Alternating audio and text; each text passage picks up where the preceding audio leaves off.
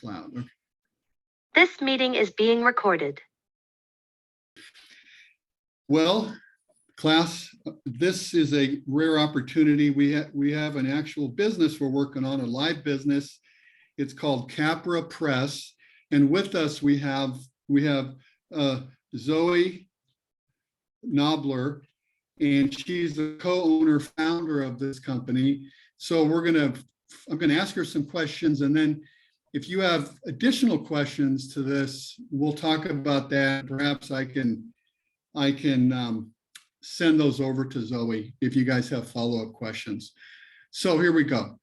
Zoe, can you tell us the core product is a French press type product. Can you tell us the difference between French press coffee and regular brewed coffee? Sure. As you might know, there's many different ways of making coffee. You can just use your traditional like drip coffee, like filter coffee, which is common in a lot of American homes. You could also do the type of pour over, where you put your grounds in a type of filter and have them pour directly into a carafe.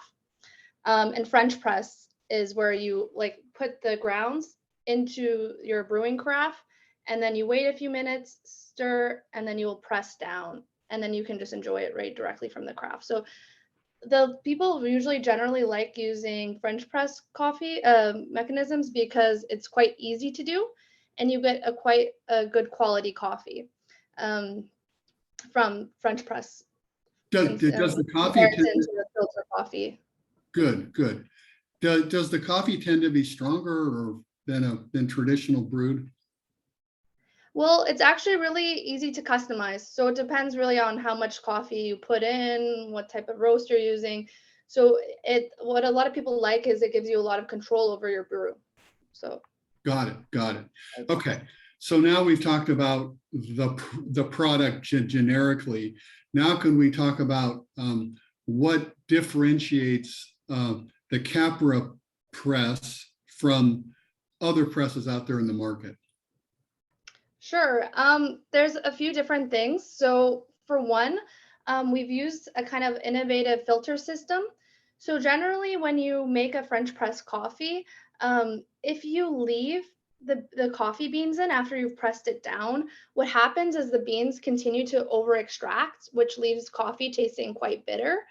And what we've tried to do is create a type of filter that actually seals off your grounds from your brewed coffee.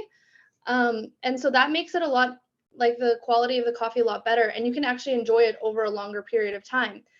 We also, what we've done with the carafe is we've made it kind of 2 layers so that we keep that warmth in the carafe instead of it letting it come out of the carafe. So for instance, in a glass carafe, it might get cold, the coffee might get colder a lot quicker. We also, one of our probably key selling features is how the ease of cleaning the Capra press, because what you can do is you can essentially unscrew the bottom and dump the grounds directly into your garbage. So what people were doing before that was you would literally have to remove your filter mechanism, take a spoon and kind of scoop out the coffee grounds, which made it quite difficult. So with our device, you can like you pour out the remaining coffee and then you just unscrew the bottom, and then all the grounds are held in that bottom cup, and then you can just release them into their garbage can or compost, making it much easier to clean. That sounds like a great feature. Yeah, so that's probably our key selling point. We kind of found that there's 2 niches of consumers. The ones who are really like or more coffee connoisseurs, you could call them. They enjoy this kind of filter benefit more, whereas the people who are just looking at more of the ease of brewing like this cleaning feature better. Got it. Okay. So right now you are a Canadian company, correct? Yes, correct. And you want to expand internationally. Exactly. Yes. And as far as let's just talk about key markets to expand to. Can you just identify a few? And the students are going to have some choices to make with this too, but just want to know what your feeling is as far as where do you feel this product could expand, distribution could expand to based on current current coffee demand out there? Preferences. Yeah, so the US is an obvious key market. It's growing as well as Canada. So that's Canada is obviously our main focus because we're a Canadian company, but the US also is much bigger in terms of like economy and consumer power, purchasing power. So that's one that we'll look at definitely. But for Europe, it could really depend.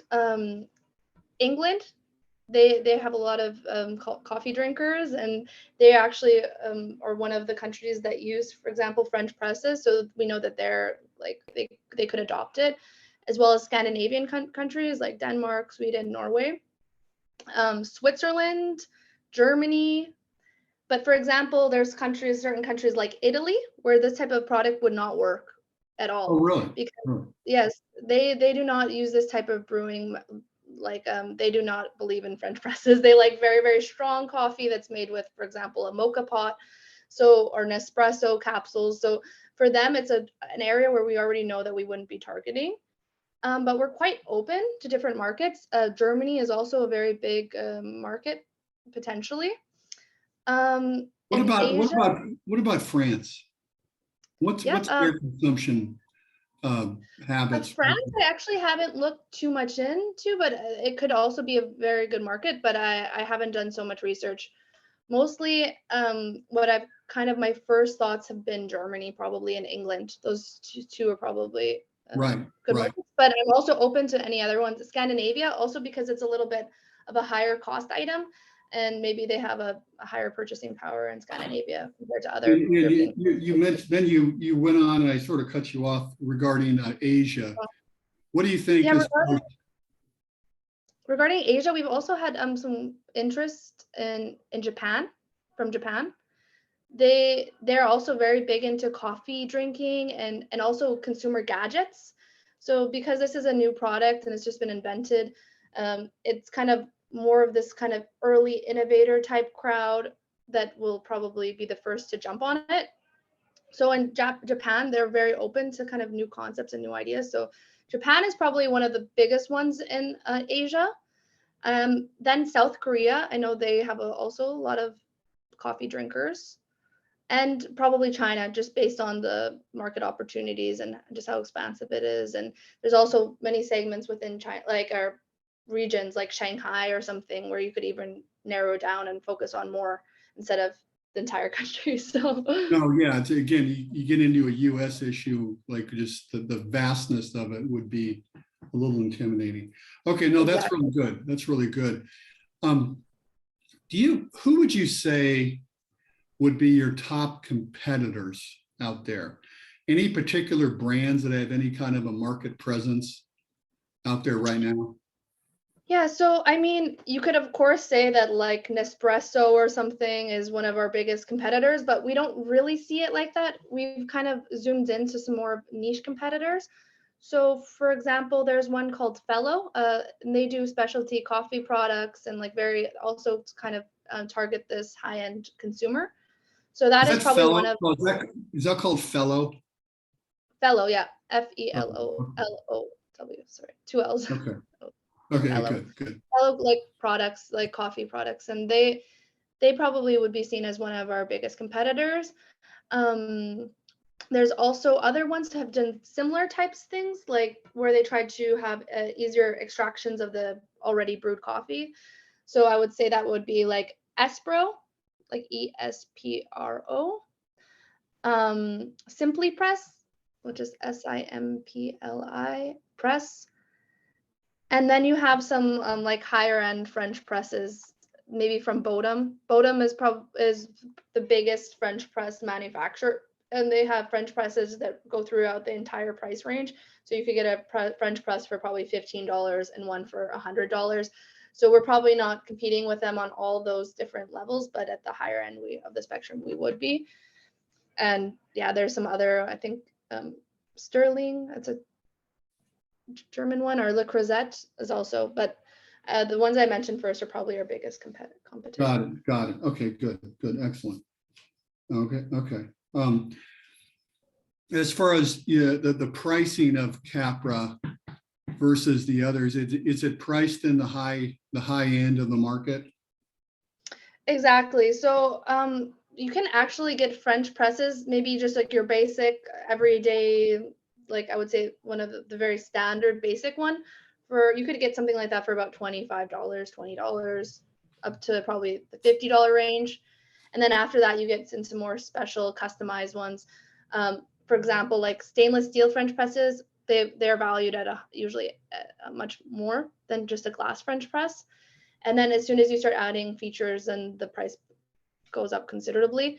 We're probably in the same market as about 4 or 5 other big French presses, but this is kind of a new market that hasn't always been there. So it's also developing and new players are joining, which is kind of interesting.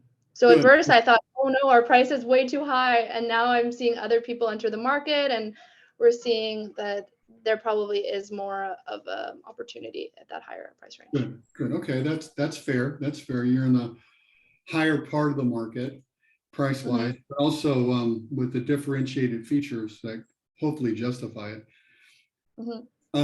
As far as distribution is concerned, right now, if someone were to order one, would they order it through the website? So right now, we currently do not have any stock due to COVID and due to some delays, but we're expecting stock in January. Okay. And so we've done a kind of pre-financing. We've done raised money over Indiegogo, and so we've raised over 100,000 Canadian dollars, so roughly 80,000 US dollars. And so we will be shipping out orders in January, most likely. And we have already signed all of our manufacturing agreements, or we have tooling contracts signed. Everything's ready. So it's just about waiting for production. Great, great. Where is manufacturing? Manufacturing is in China. Yeah, like everybody else. Yes. Um, Actually, we looked for capabilities within North America, like in United States and Canada, but actually there's no manufacturing capabilities that could produce. That's one thing China offers is contract manufacturing. They're really good at it too. Yeah, because they actually don't have like the right types of machinery, and especially because we're like double insulated the craft, which is quite difficult to do. So you need quite a high degree of specialization. Got it. Got it. Okay, good. Anything, let's see. So we talked about, so if someone were to order when you have stock, they'd be ordering online, correct? Yeah, so online will be our main point of sale, and then we'll also do wholesale. So we plan to actually exhibit at some trade fairs in the future. We haven't exactly documented that yet or signed up, but that will be another venue that will be another distribution channel. So it'll be mainly on our own website through wholesale and through online platforms such as Amazon or Walmart. Okay, so yeah, so Amazon could be an opportunity there. Any physical distribution like with retail partners? Yeah, so we've actually had, since we don't have a product in stock currently, but we've had a lot of interest.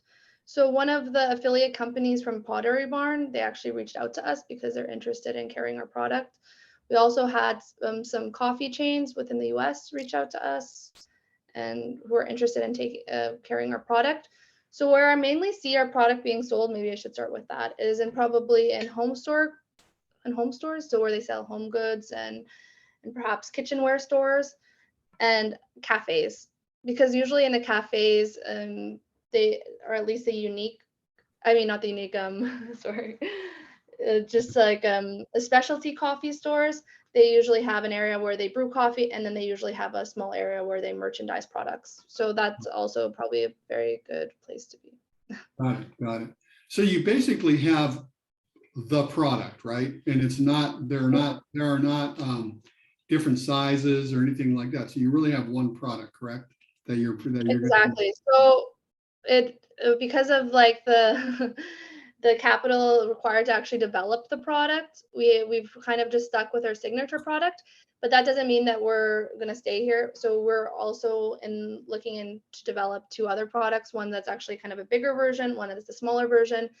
And then we'll be looking into carrying other products such as accessories, maybe like coasters. And we also are selling a stir stick and a coffee spoon, and we'll probably expand that into other like homeware products. Got it. Okay.